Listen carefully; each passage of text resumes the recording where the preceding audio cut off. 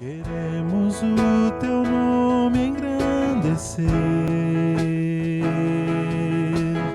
e agradecer-te por tua obra em nossas vidas.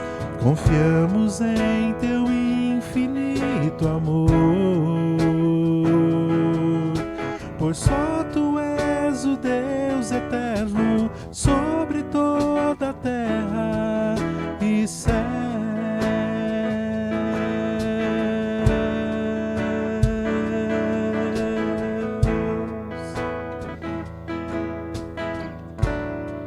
Boa noite, irmãos. Que a graça de Jesus Cristo, que o amor de Deus o Pai, que a comunhão e as consolações do Espírito Santo de Deus seja com você, seja com a sua casa, seja com a sua família e com todo o povo de Deus que espalhado está sobre a face da terra. Esse é o segundo culto de quarta-feira, culto de oração diante da epidemia. Nós estamos vivendo uma pandemia e essa é a nossa segunda quarta-feira, onde eu me dirijo a você que está em casa, porque assim nós devemos fazer. E eu venho aqui porque eu tenho convicção, eu tenho uma esperança assim que você está aí na sua casa, que você está nos acompanhando, que você, alguém como Daniel, quando estava na Babilônia, que mesmo diante de um edito do rei, que não se devesse fazer orações ao Deus de Israel. Daniel, quando fica sabendo, ele volta para sua casa e ali ele continua fazendo aquilo que sempre fez. Ele orava 3 vezes em direção a Israel. Então, eu me dirijo a você hoje também pensando assim, que um decreto também não mudou a gente, que nós continuamos fazendo aquilo que sempre fizemos. Nós sempre devemos prestar culto ao nosso Deus. Nós devemos sempre colocar nele a nossa esperança. Amanhã é quinta-feira. E como nós já falamos antes, amanhã ao meio-dia eu tenho uma esperança. A esperança é que ao meio-dia toda a PIB esteja em oração. Pelo menos por 10 minutos. Que você que é pai, que você que é mãe possa reunir os seus filhos em volta da mesa e dizer: meus filhos, nós vamos orar. Toda a primeira igreja batista está reunida, todas as famílias estão reunidas nesse horário, para a gente dedicar um tempo à oração por esse momento de crise, por esse momento de pandemia que nós estamos vivendo. Nós somos um povo que a gente olha para o alto, e a gente declara com muita fé que é do alto que vem o nosso socorro. Por isso, amanhã ao meio-dia, reúna as pessoas na tua casa. As convide para um tempo de oração, seja em volta de uma mesa, diante de um almoço, seja em volta de um sofá, de uma sala de estar, mas que você possa dedicar um tempo à oração, todos nós, toda a primeira igreja batista aqui em Franca. Amém? Assim eu espero que você esteja fazendo amanhã a partir desse horário. Nós criamos o canal, um grupo de WhatsApp da primeira igreja batista em Franca, porque nós temos vários grupos.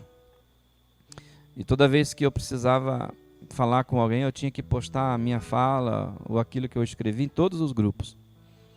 Então esse é um grupo para que o pastor da igreja possa se dirigir à sua igreja, não precisa ficar postando em vários grupos, né?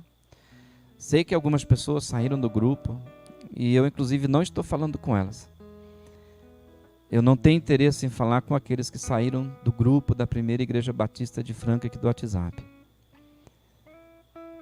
É muito interessante como as pessoas participam de tantos grupos que não é relevante para um tempo desse. Mas elas saem de um grupo de WhatsApp onde nós podemos nos comunicar, falar um com o outro, principalmente é um canal para que o pastor possa falar com as suas ovelhas. Então eu me dirijo àqueles que não saíram. E não tenho nada para falar para aqueles que saíram desse grupo, mas é por esse canal, é por esse WhatsApp que eu vou falar com a igreja que o Senhor me deu para servir, enquanto assim Ele quiser. Hoje eu te convido para a oração. Ore juntamente comigo, curve a tua cabeça uma vez mais. Pai Santo, ó Deus de todo amor, doador da vida, pelo nome de Jesus, teu Filho, que um dia nos salvou, é que eu tenho a ousadia de clamar pela tua presença. Teu povo, nessa quarta-feira, está reunido, Senhor. Assim como sempre estivemos reunidos. Nós não precisamos de um espaço físico que nós chamamos de templo para estar em volta do teu nome, porque a tua igreja não é assim. A tua igreja é quando 2 ou 3 pessoas estão reunidas no nome de Jesus. E o teu povo nessa noite está assim, reunidos, Pai, no nome do teu Filho. Nesse tempo de pandemia, Senhor, reparta conosco o teu coração. Ó Senhor Jesus, que uma vez mais o Senhor possa nos conceder a tua mente para que possamos pensar não nas categorias dos noticiários, não nas categorias do sistema desse mundo, mas que nós possamos pensar no sistema do céu, naquilo que o Senhor construiu na nossa vida, naquilo que é a nossa esperança. Nos dê a tua mente, Senhor, nos deixe enxergar esse mundo com sabedoria e de tudo que tem para nos dar, Senhor. Nos conceda a tua palavra. Eu peço pela vida do teu povo, que vai passar por um tempo de escassez, por um tempo difícil. Mas a convicção que nós temos é que o Senhor é conosco. Então, muito obrigado, Pai, pela tua presença na nossa vida.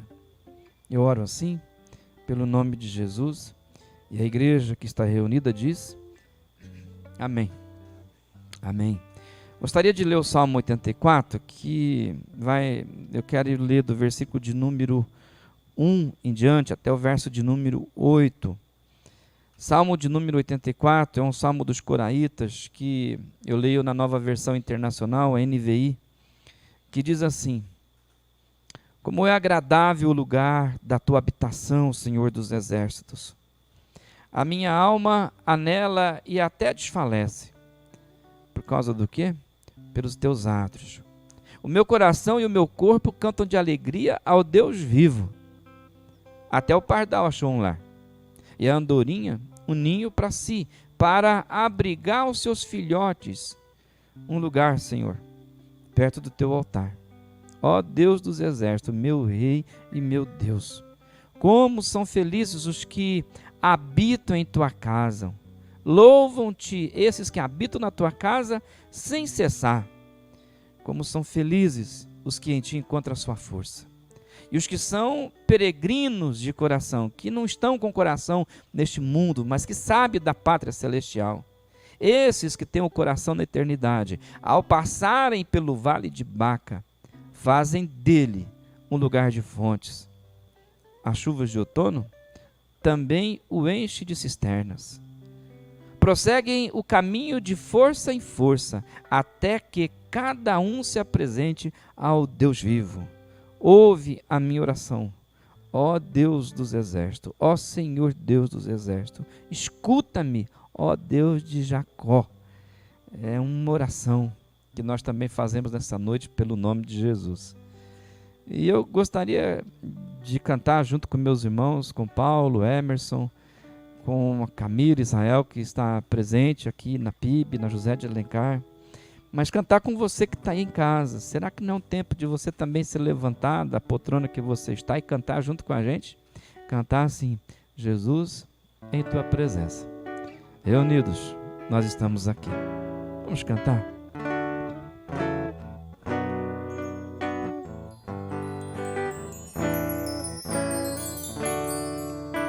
Jesus, em tua presença, reunimos-nos aqui, contemplamos tua face e rendemos-nos a ti, pois um dia a sua morte trouxe vida a todos nós e nos deu completo acesso ao coração do Pai. O véu que separava já não separa mais. A luz que outrora apagada agora brilha e cada dia brilha mais. Só pra te adorar e fazer seu nome grande e te dar o louvor que é devido. Estamos nós aqui só pra te adorar e fazer seu nome grande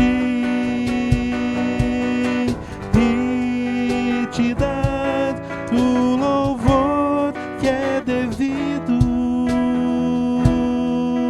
Estamos nós aqui, Jesus, em tua presença reunimos-nos aqui. Nós estamos reunidos em nome de Jesus, em volta de Jesus, por causa de Jesus. Nós lemos a palavra por causa dele, nós oramos por causa dele. E é por causa de Jesus que nós podemos cantar, que nós podemos celebrar a nossa fé, mesmo nas nossas limitações de comunhão, de ajuntamento.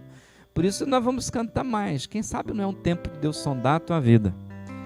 Quem sabe não é um tempo de você conhecer a sua espiritualidade, qual é a relação que você tem com a igreja e também com a pessoa do Senhor. Mas também você é chamado para ser luz do mundo, sal da terra. Quem sabe o Senhor não está te chamando para ser uma ponte no deserto, quando está tudo em deserto, naquela escassez, o Senhor diz assim: eu vou colocar uma ponte lá, e essa ponte, elas serão os meus discípulos. Quem sabe você não tem que cantar isso?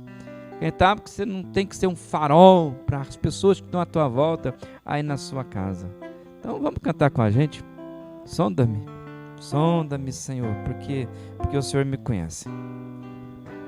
Sonda-me, Senhor, e me conheces, quebranta o meu coração,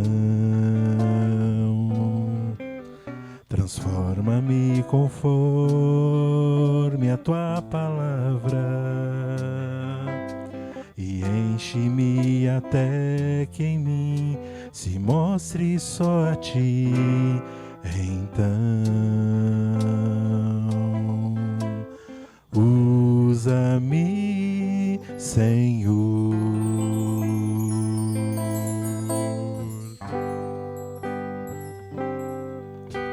Sonda-me, Senhor, e me conheces, quebranta o meu coração, transforma-me conforme a tua palavra e enche-me até que em mim se mostre só a ti. Então usa-me, Senhor, usa-me como um farol que brilha à noite, como ponte sobre as águas, como abrigo no deserto, como flecha que acerta o alvo. Eu quero ser usado da maneira que te agrade, em qualquer hora, em qualquer lugar. Eis aqui a minha vida, usa-me, Senhor, usa-me, sonda-me, quebranta-me, transforma-me, enche-me e usa-me, sonda-me, quebranta-me, transforma-me, enche-me e usa-me como um farol que brilha à noite, como ponte sobre as águas, trevas como abrigo no deserto, como flecha que acerta o alvo. Eu quero ser usado da maneira que te agrade, em qualquer hora, em qualquer lugar. Eis aqui a minha vida, usa-me, Senhor, usa-me, sonda-me, quebranta-me, transforma-me, enche-me e usa-me, sonda-me, quebranta-me, transforma-me, enche-me e usa-me, Senhor, e usa-me, Senhor.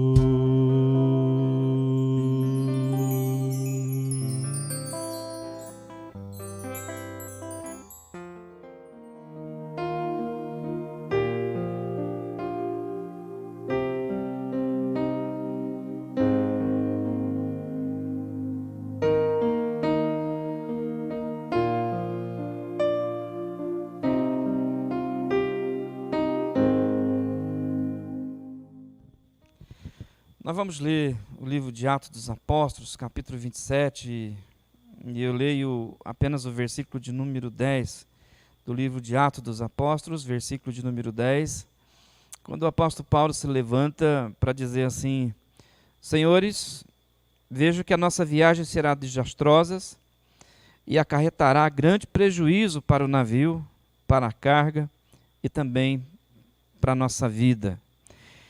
Esse é um tempo de pandemia, nós não podemos negar que nós vivemos em tempo assim. E eu já tenho repartido com alguns irmãos que está difícil ser pastor num tempo de epidemia. A gente não estava preparado para ser pastor num tempo assim.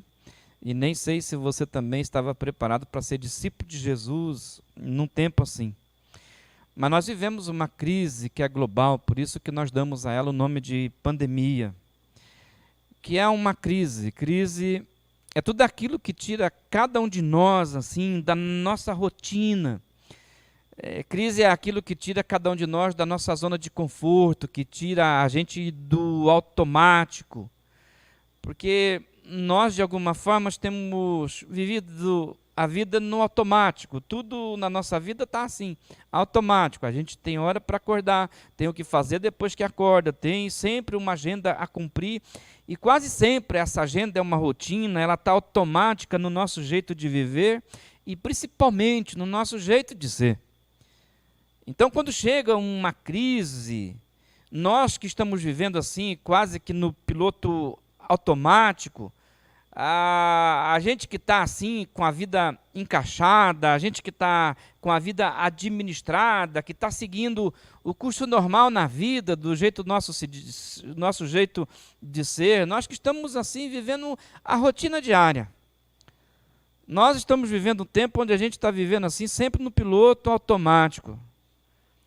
Mas de repente tem alguma coisa que nos visita, tem alguma coisa que interrompe essa nossa rotina, tem alguma coisa que se instala na nossa vida e quebra aquele piloto automático, aquela vida controlada por horários, aquela vida controlada por agendas, e a crise tem o potencial de quebrar tudo isso aí. E de repente nos colocar numa situação diferente, numa nova situação, em que a gente não esperava estar.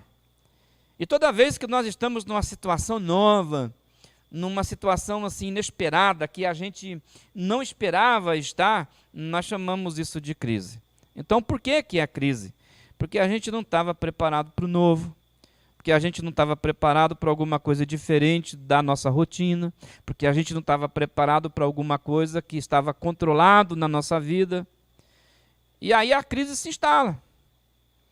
E o que a gente faz quando a crise se instala? A gente vai buscar novos recursos. Nós buscamos, inclusive, novos recursos de pensamentos, novos recursos emocionais, novas dinâmicas na área dos relacionamentos. É o que tem acontecido. Você não pode ver, mas os bancos estão todos vazios aqui. A galeria está vazia.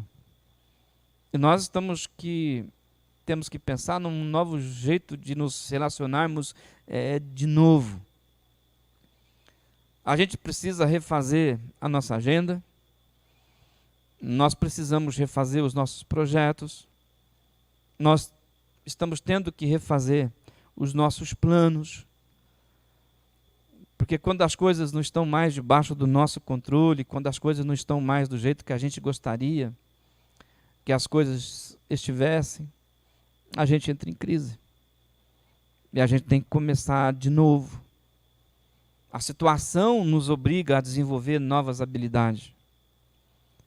A situação nos obriga a confeccionar um outro tipo de agenda, onde nós temos uma nova rotina, não porque nós fizemos aquela rotina, mas porque a circunstância foi imposta.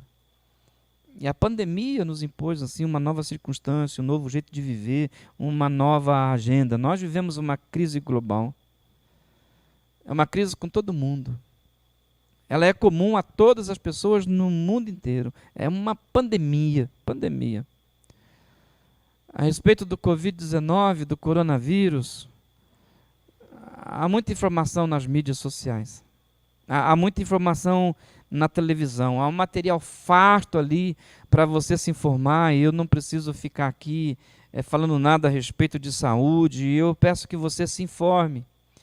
Por alguns motivos muito básicos. Eu preciso ser muito racional nesse tempo que nós estamos vivendo. Eu vou ter que falar de fé, mas eu tenho que ser racional. Nós vivemos sim uma epidemia. A gente não pode negar o fato de que pessoas estão morrendo em volta do mundo, em volta do globo. Isso significa que a saúde da minha família depende de mim. A saúde dos meus pais, elas depende de mim. E a vida de uma outra pessoa também pode depender de mim, pelos cuidados que eu estou tendo na minha pessoalidade. Então, a gente ser esclarecido e buscar esclarecimento num tempo desse é uma questão de sobrevivência, é uma questão assim de vida. Então, se informe. Eu não quero aqui falar sobre coronavírus, dos cuidados práticos que cada pessoa, que cada brasileiro precisa ter num tempo de vida como esse, mas eu, na verdade, nessa noite de quarta, eu estou me dirigindo a você como pastor, e principalmente eu quero chegar dentro da tua casa como pastor da primeira igreja batista aqui em Franca. Porque a gente vive um tempo de crise. E como pastor e como seu pastor, eu gostaria que nós pudéssemos olhar para a nossa experiência de fé nesse tempo de crise. O versículo de número 10 que nós acabamos de ler fala de uma viagem que o apóstolo Paulo estava para fazer para Roma. É a última viagem de navio que ele vai fazer, é uma história que está sendo contada pelo nosso irmão Lucas a respeito dele. O apóstolo Paulo, ele tem a sua trajetória aqui registrada. Ele chega no porto para embarcar para o navio, para ir para Roma. O apóstolo Paulo levanta a cabeça, dá uma olhada no tempo, dá uma olhada nas circunstâncias, e quando ele olha para as circunstâncias, Deus que deu a ele sabedoria, e o cuidado de Deus que está sobre a vida dele, o apóstolo Paulo se dirige às pessoas que vão embarcar naquele navio e diz assim: senhores, eu estou vendo, não é que eu não estou vendo, eu estou vendo, está diante dos meus olhos, que a nossa viagem vai ser uma viagem desastrosa. Deus me deu percepção de perceber que a nossa viagem vai ser uma viagem de prejuízo para as pessoas que vão estar naquele navio, mas também vai ser uma viagem de prejuízo para a nossa vida, na particularidade de cada um de nós. Então o apóstolo Paulo, ele olha em volta e diz: eu estou vendo como é que vai ser a nossa viagem. Eu estou vendo que a nossa viagem vai ser desastrosa. Eu estou vendo que vai trazer prejuízo pessoal para cada um de nós, vai trazer prejuízo para a nossa vida, vai trazer prejuízo para o navio que nós vamos embarcar. Não é que eu não estou vendo, eu estou vendo. Então Paulo vem e diz para aqueles senhores que vão fazer aquela viagem para Roma, ele diz, a melhor coisa que nós fazemos é ficar aqui, é não embarcar nesse navio. E sabe por quê? Porque eu estou vendo que a nossa viagem vai ser desastrosa. Eu estou vendo que vai trazer prejuízo para o navio e também para as nossas vidas. Vamos ficar aqui. Tudo aquilo que Deus me deixa perceber, Ele me deixa perceber e crer que essa viagem vai ser um desastre em alto mar. E o apóstolo Paulo não é ouvido, as pessoas não dão ouvido para ele, e eles embarcam para aquele navio. E aqui a gente precisa aprender algumas coisas com o nosso irmão Paulo. E eu gostaria de compartilhar isso com os irmãos nessa noite. Eu não vou falar de coronavírus, eu gostaria de falar de fé, te dar uma explicação muito simples da nossa fé. A nossa fé não nos deixa imune de nada. A nossa fé não impede que você desenvolva um câncer. A fé não impede que você se envolva num desastre de automóvel. A fé não impede que você seja contaminado. A fé não te imuniza de nada. A nossa fé não vai construir à nossa volta um escudo. A nossa fé não vai construir à nossa volta uma bolha. A nossa fé não vai construir uma barreira entre nós e o mal e os processos de morte que estão soltos neste mundo. A nossa fé não leva a gente a ser inconsequente. A fé na pessoa de Jesus não nos dá liberdade para a gente ser descuidado, para a gente não ser responsável. Nós não podemos, irmãos, acreditar que as leis do universo, que vale para todo ser humano, não vale para o povo de Deus. As leis do universo valem para todo mundo que habita esse planeta aqui. Esse mundo que nós vivemos, diz o apóstolo Paulo na carta aos Romanos, é um mundo que geme. Então está muito claro que todo mundo que habita esse mundo, cedo ou tarde, de alguma forma, também vão gemer.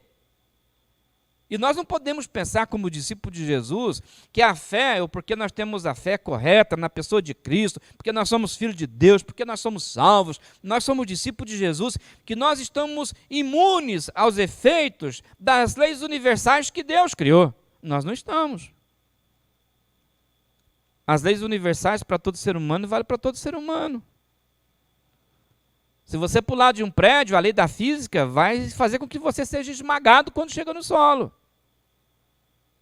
E vale para você que tem fé e vale para aquele que não sabe nada a respeito de Deus. Então nós não podemos pensar como discípulo de Jesus que as leis do universo, o mundo como Deus criou e como ele funciona hoje, que não vale para mim, que elas são suspensas a meu favor. É disso que o apóstolo Paulo está falando aqui. Paulo está dizendo para aquelas pessoas no porto, se a gente se meter no meio dessa tempestade, a gente vai sofrer. Estou vendo que vai ser um desastre para o navio, vai ser um desastre para todos nós, vai ser um desastre para a nossa vida. Se a gente entrar nesse navio e for para alto mar, nós vamos estar no meio de uma tempestade, as nossas vidas estarão em risco. Eu estou vendo que vai ser assim. O escritor de Hebreus, ele fala alguma coisa muito parecida com isso. Ele vai dizer assim no capítulo 11, a fé é o firme fundamento das coisas que se esperam. A certeza das coisas que não se vê, é a prova das coisas que não se vê. Mas a fé é o firme fundamento daquilo que a gente pode esperar, de fatos que a gente não está conseguindo ver. Bom, o autor de Hebreus vai dizer, isso é fé. E eu dou um exemplo muito claro. Imagina um homem de 99 anos de idade, com falência dos órgãos, com febre alta, vivendo em volta de aparelhos, sendo sustentado por aparelhos. O que a gente espera a respeito desse homem que está internado numa condição crítica de saúde, com uma idade bem avançada, com 99 anos, 98, 90, o que você espera de uma pessoa assim? O que se espera? Que ele volte aos 30 anos e saia do hospital saltitante? A gente não espera isso. A fé faz a gente olhar para aquelas circunstâncias, e esperar que uma pessoa que tem 99 anos, que está no leito de hospital, que está entubado, que o Senhor o recolha, que o Senhor dê a ele descanso na pessoa de Jesus. A fé nos leva a perceber isso. A fé que Jesus nos deu é uma fé inteligente, ela nos faz perceber que existe uma inteligência por detrás de tudo que foi criado, por detrás do universo. E que as leis que movem o universo que não vão mudar por nossa causa. Os ventos, eles são contrários. Se a tempestade está prevista, se nós estamos prevendo que vai haver um caos, se tudo isso está diante de nós, por que a gente vai colocar todo mundo em perigo? Se aquilo que nós podemos enxergar, olhando para o tempo, olhando para a circunstância, e esse é um desafio pessoal de cada um de nós, por que colocar todo mundo em perigo? Se a nossa fé já está dizendo que os ventos contrários estão dizendo que vai acontecer um desastre, para que a gente colocar as pessoas em perigo? Para que colocar o navio em alto mar? Ah, pastor, porque isso aí é fé. Não, isso não é fé. Isso é soberba. Isso é arrogância. Isso é um jeito maligno de pensar. Inclusive, é um jeito de pensar que Deus é um mágico. Deus não é mágico. Jesus Cristo é o Rei dos Reis, o Senhor dos Senhores. Ele não é mágico. O nosso Deus é o nosso Pai. E nós não precisamos colocar o Deus, nosso Pai, à prova. Essa foi uma tentação diabólica que aconteceu com Jesus Cristo. O diabo chegou um dia e falou para Jesus: se tu és mesmo filho de Deus, você atira daqui de cima. Está escrito que os anjos não vão deixar você nem tropeçar numa pedra. Imagina cair daqui. O diabo tentou Jesus a colocar o navio dele em alto mar. E o Senhor, pela palavra de Deus, aquele dia respondeu: olha, também está escrito, diabo, não tentarás o Senhor, o seu Deus. Por mais que está escrito que os anjos venham ao meu socorro, por mais que está escrito que não vão me deixar eu tropeçar numa pedra, por mais que as escrituras falem do cuidado do meu pai para comigo, tudo isso é verdade. Mas isso não é carta branca para colocar o meu pai à prova. Então eu não vou me atirar daqui de cima. Eu vou descer pela escada, eu vou descer pelo elevador. E você não tentarás o Senhor seu Deus também. Então está muito claro que a nossa fé não é uma licença para a gente colocar as leis da criação, aquilo que Deus fez em teste, irmão. Absolutamente não é. A sua fé, a minha fé, não vai imunizar cada um de nós do coronavírus. A fé não deixa a gente imune a nada. Na verdade, a nossa fé, ela nos responsabiliza, ela nos dá responsabilidade. Pensa comigo. A maior parte de todos os milagres contidos na Bíblia Sagrada não foi feito apenas pela mão de Deus, mas foi feito por 4 mãos. Deus poderia livrar o povo do Egito sozinho, mas chamou Moisés. Moisés, as suas mãos e as minhas mãos vão livrar o povo do Egito. Os milagres aconteceram assim. Jesus poderia tirar pão do nada, peixe do nada, mas ele pergunta: o que vocês têm aí? E aí nós temos uma outra mão se juntando à mão de Jesus para que uma multidão fosse alimentada naquele dia. Os milagres são feitos com as mãos de Deus e com a mão do povo dele. Então isso nos responsabiliza, traz responsabilidade para mim e para você. Nós somos chamados por Deus para nos juntarmos a Ele com aquilo que Ele está fazendo no mundo. O apóstolo Paulo disse que nós somos cooperadores do Senhor. Irmão, nós somos cooperadores de Cristo. Está lá na palavra de Deus que se o Senhor não edificar a casa, em vão trabalham aqueles que tentam edificar. É verdade, mas ele não está dizendo que as mãos naquela casa não têm que edificar. Ele está dizendo que é necessário que também esteja as mãos de Deus. Se o Senhor não vigiar a cidade, em vão vigia a sentinela. É verdade. Mas não está dizendo que a sentinela pode ir embora para casa. Ele está dizendo que a sentinela tem que fazer o trabalho dela e que o Senhor vai se juntar a ela para vigiar a cidade. Então a fé, ela nos dá responsabilidades. O fato do Senhor guardar a cidade não é para nós dispensarmos as sentinelas. O fato do Senhor ser conosco, de guardar a nossa vida, não é carta branca para a gente dispensar os cuidados que nós temos que ter. E isso você precisa acreditar. Acreditar que a nossa fé tem que ser uma fé responsável.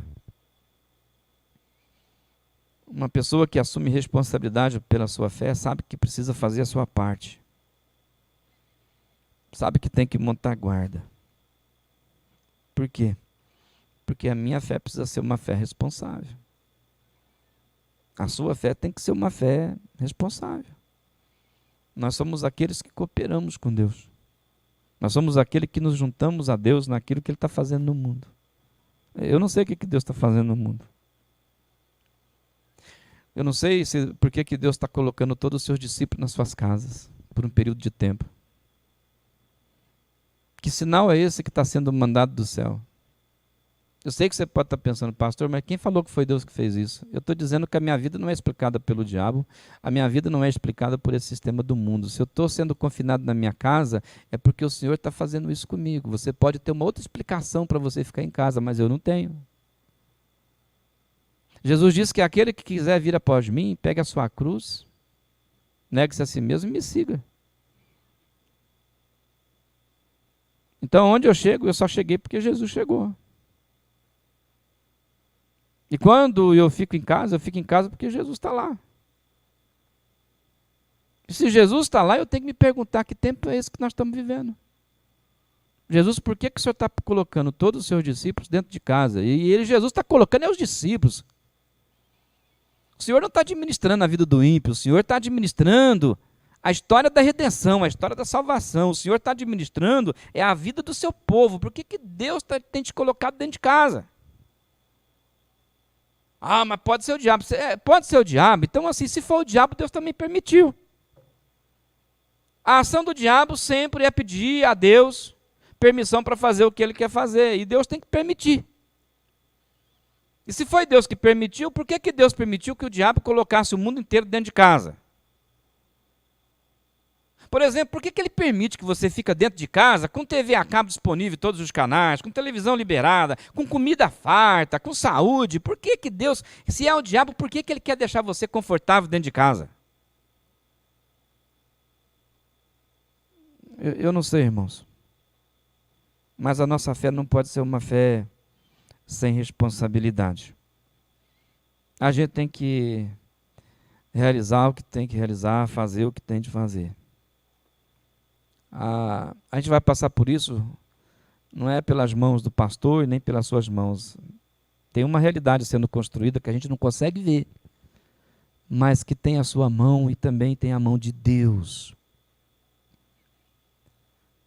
Deus vai abençoar a semente que a gente lançar. Mas a gente vai ter que lançar a semente. Lançar a semente é prerrogativa nossa.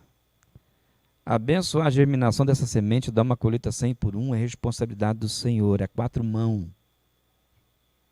Mas nós temos que fazer isso. Se a gente não lançar nenhuma semente, quem é que vai... O Senhor tem o que para abençoar?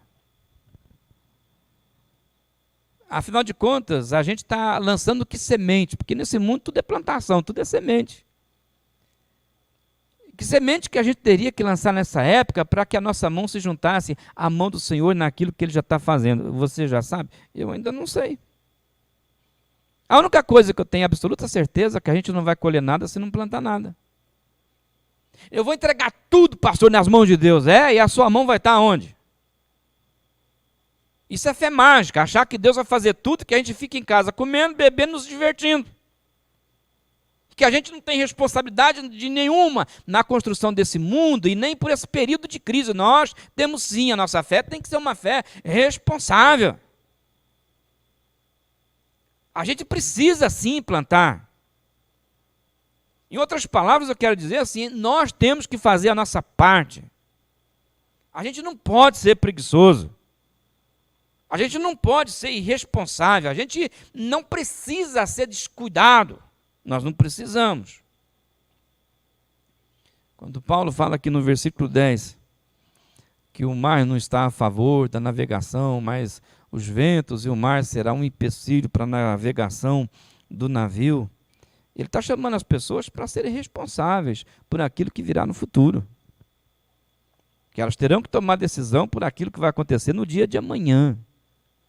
É um convite para que as pessoas sejam sábias, inteligentes diante daquilo que está vendo. Nós estamos diante de uma pandemia. Nós estamos vendo ela, sim.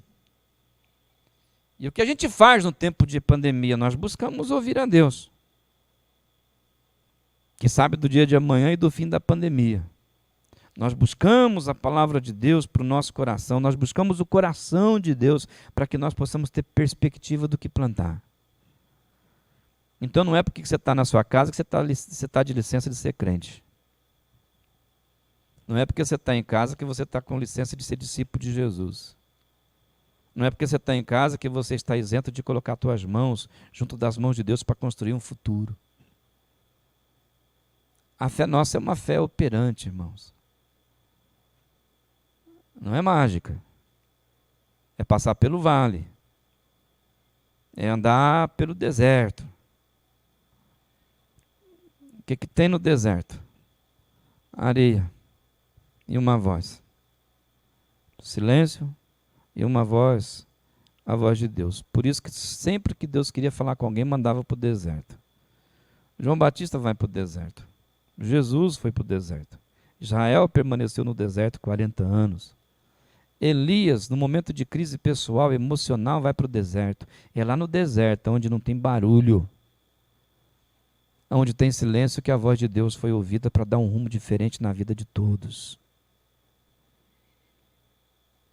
Eu encerro a minha fala lendo com você o versículo 21 do capítulo 27 de Atos. O versículo 21 do capítulo 27 diz assim.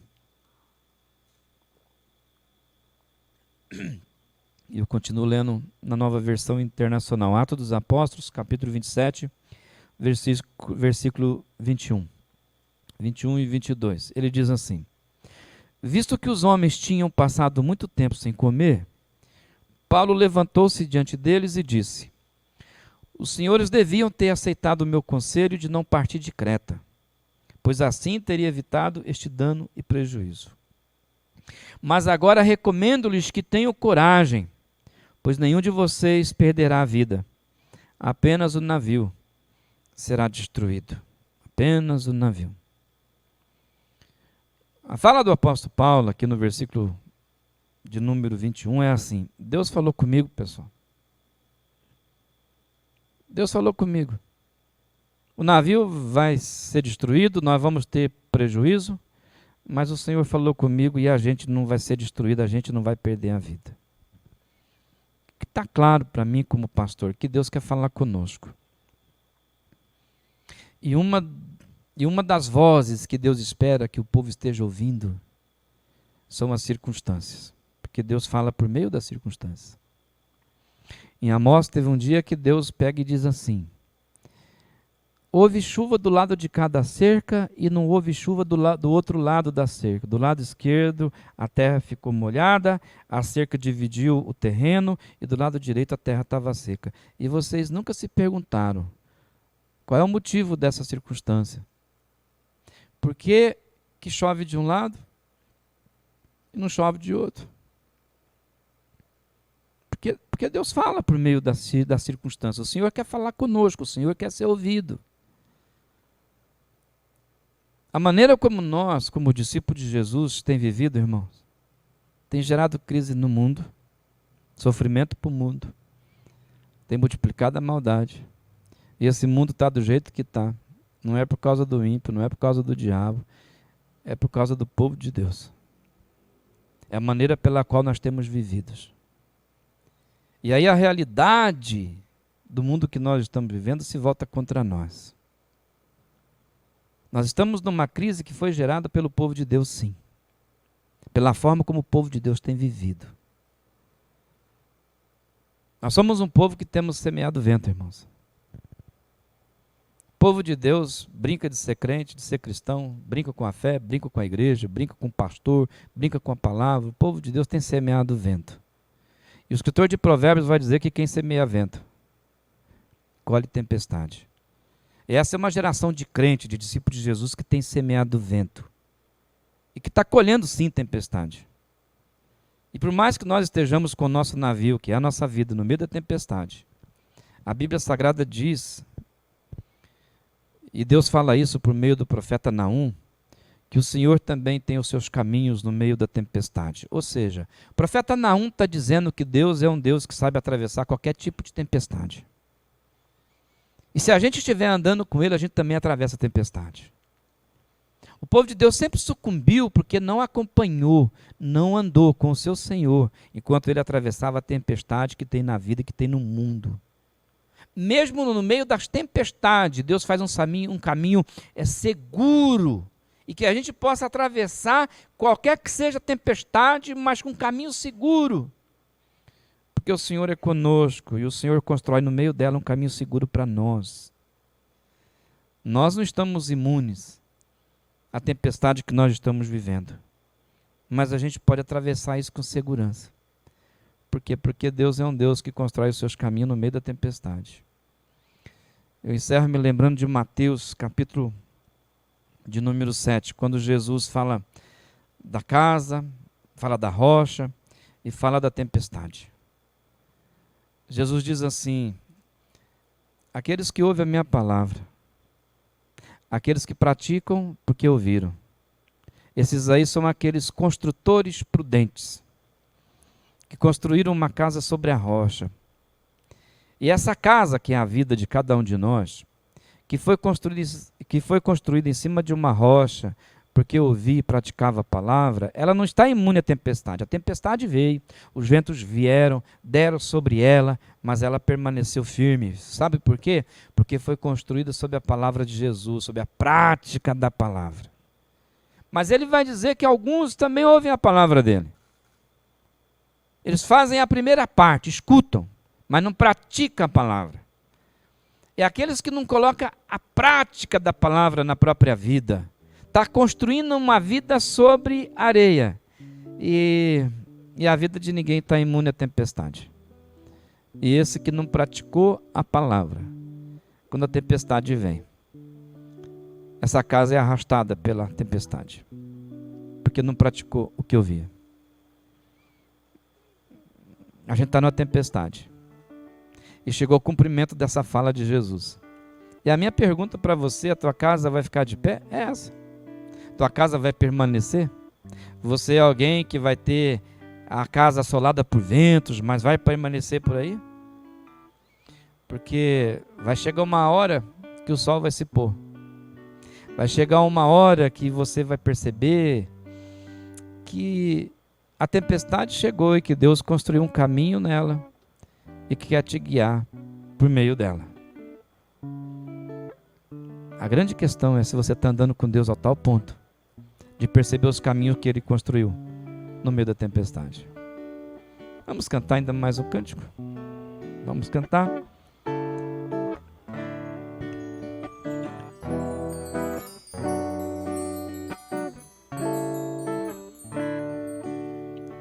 Se o sol se pôr e a noite chegar, Tu és quem me guia.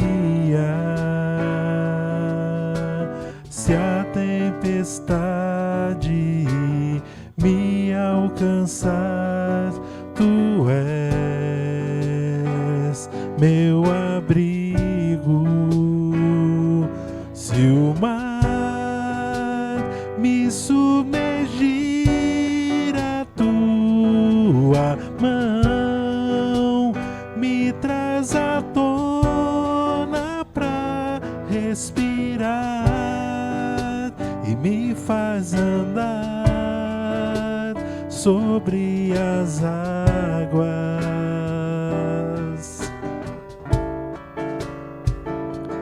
Tu és o Deus da minha salvação,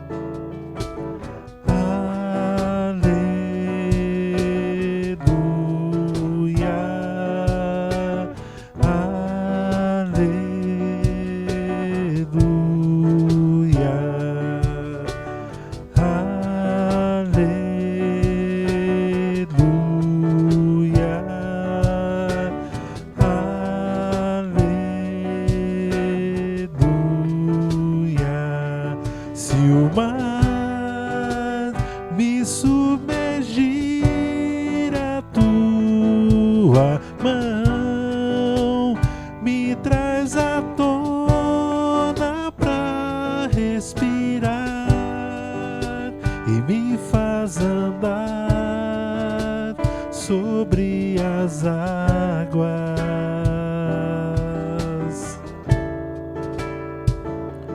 Tu és o Deus da minha salvação, és o meu dono, minha paixão, minha canção e o meu louvor.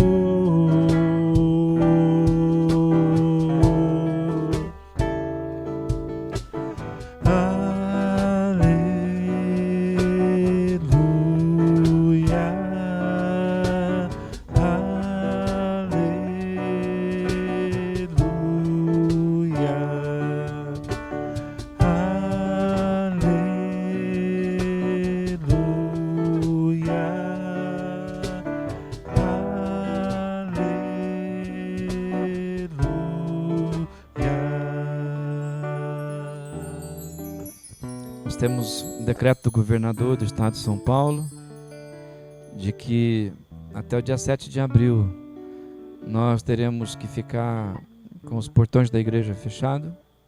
Está proibido culto público. Nós também não sabemos se no dia 7 realmente termina, porque nós vivemos um tempo difícil de desinformação. Mas a gente não está de férias. A igreja sempre foi militante. E por isso será vitoriosa. Eu te convido nesse tempo a ser solidário, não ser egoísta. Te convido nesse tempo a não ser alguém que fique ajuntando apenas para você, esquecendo que nós somos uma família. Porque o grande desafio nosso agora vai ser família num tempo desse. Mas o mundo e a cultura do mundo que pode estar dentro do povo de Deus vão fazer deles pessoas egoístas, a olharem apenas para eles mesmos. Mas a gente precisa ser solidário. Nós vamos ficar sabendo de gente que está em falta de alguma coisa. E nós seremos convidados por Deus a repartir, porque nós somos uma família. Ser discípulo de Jesus nessa época vai ser maravilhoso, porque a gente vai praticar coisa que o mundo moderno não deixou a gente praticar. Eu louvo a Deus por tudo que Ele nos deu até aqui. E peço a Ele que Ele faça você ver como o apóstolo Paulo viu. E que você seja responsável a respeito da sua fé. Queria agradecer ao Israel, Camila, ao Paulo, ao Emerson, que estão comigo aqui hoje. Curva a tua cabeça, vamos orar. E depois da nossa oração, eu digo até amanhã para cada um de vocês.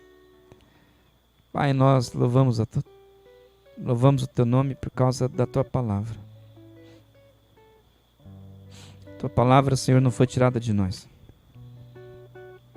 Por enquanto, temporário, foi tirado de nós o ajuntamento, a vida em comunhão comunitária. Foi tirado de nós, por enquanto, a vida em comunidade. Comunidade reunida num só lugar foi tirado. Mas a tua palavra não foi tirada. A comunhão dos santos não foi revogada.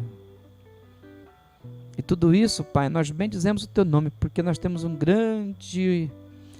grande oportunidade para discernir o teu coração, discernir o tempo que nós estamos vivendo, refletir a respeito da nossa espiritualidade. Ó Deus, fala com o teu povo nesse tempo. Nos dê a tua palavra. Que os enfermos sejam curados pelo Senhor. Que os irmãos que estão na escassez, que possam receber do teu povo a solidariedade, que nós sejamos uma família segundo o seu coração, como é o nosso jargão como igreja, e que não seja apenas da boca para fora, Senhor. Nos visita com graça, Pai, com misericórdia, nos visita. Eu peço pelo nosso país, peço pelos nossos governantes, e que aqueles que agem por detrás do sistema, a saber o diabo, que mais uma vez eles sejam contidos. E eu peço tudo isso, Pai, para nossa alegria e para a glória do Teu nome. Assim me despeço daqueles que o Senhor me confiaram como pastor. E assim me despeço dos meus irmãos, pela graça de Jesus Cristo e pelo amor de Deus, o nosso Pai, e pela comunhão e a consolação do Espírito Santo de Deus. Que a sua vida, uma vez mais, seja abençoada pela palavra. Deus abençoe. Boa noite a todos. Fiquem em paz.